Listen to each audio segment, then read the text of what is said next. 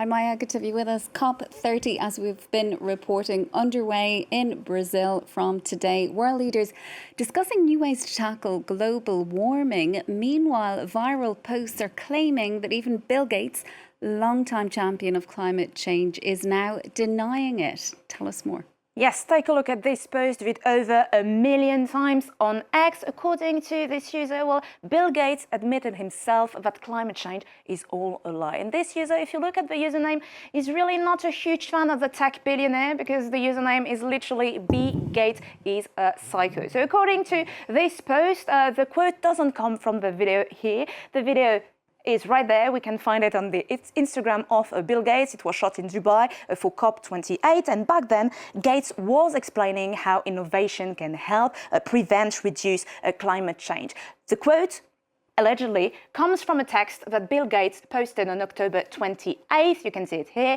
3 tough truths about climate, what I want everyone at COP30 to know. Bill Gates indeed published this text, but at no point does he say that he doesn't believe in climate change.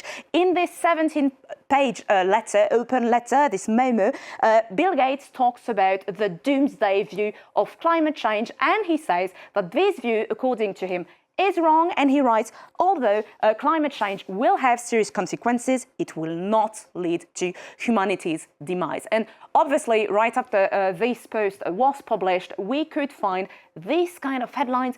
Bill Gates bends the knee on climate change. Bill Gates says climate change isn't so bad after all. Donald Trump himself heard about it, read about it maybe.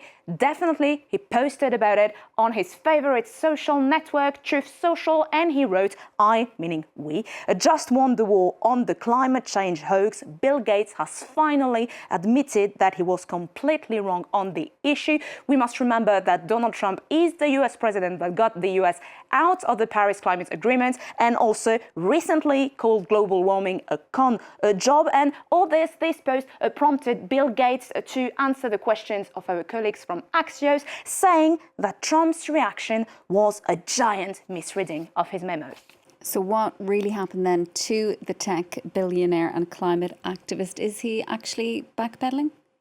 Well, there is no big surprise here, Sharon. No, he's not turning into a climate change denier after 20 years of activism, after investing billions in clean energy, in green tech, in geoengineering. Gates explained that he wasn't denying climate change. And indeed, in the text, he writes that climate change is a very important problem. It needs to be solved, according to him. Every tenth of a degree of heating that we prevent is hugely beneficial. Gates was merely, according to him, urging a strategic pivot from focusing on near-term emissions goals and going towards rather climate adaptation. That means preventing poverty and human suffering in general. Still, these remarks raised eyebrows among the climate experts community, with this panel, for example, and with one expert confirming that Gates is not really wrong when he says that humanity is not going to disappear, is not going to go extinct in the next century or even this one.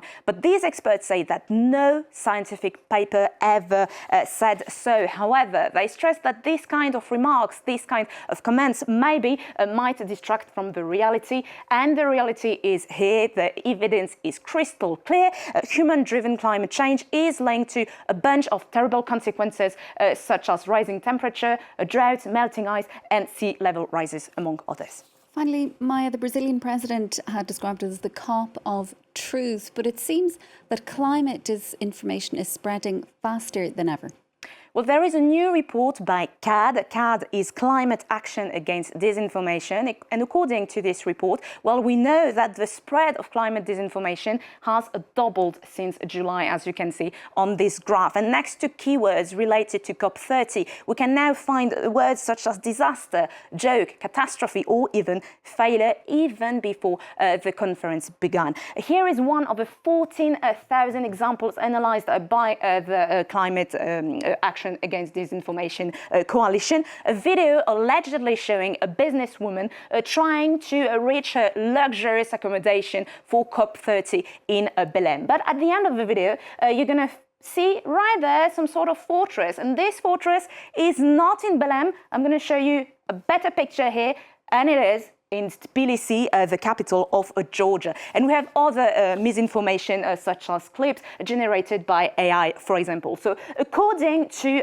CAD, these fabrications follow a clear strategy, and this strategy is to sow doubt against about climate science and to undermine support for climate action. But why so much disinformation? Why so many fake clips? Well, according to the same report, it is a group they name Big Carbon, with major energy and agricultural players who are trying to push narratives to erode public trust no matter the cost. A previous study from 2023 has found out that giants such as Shell, BP, ExxonMobil and Total Energy spent up to $5 million on climate misinformation ads, and this only on Facebook. Maya, thanks so much for that. Maya, yet again, with tonight's Truth or Fake. Well, that's it from us for now. Stay with us, though. We'll be right back with more world news.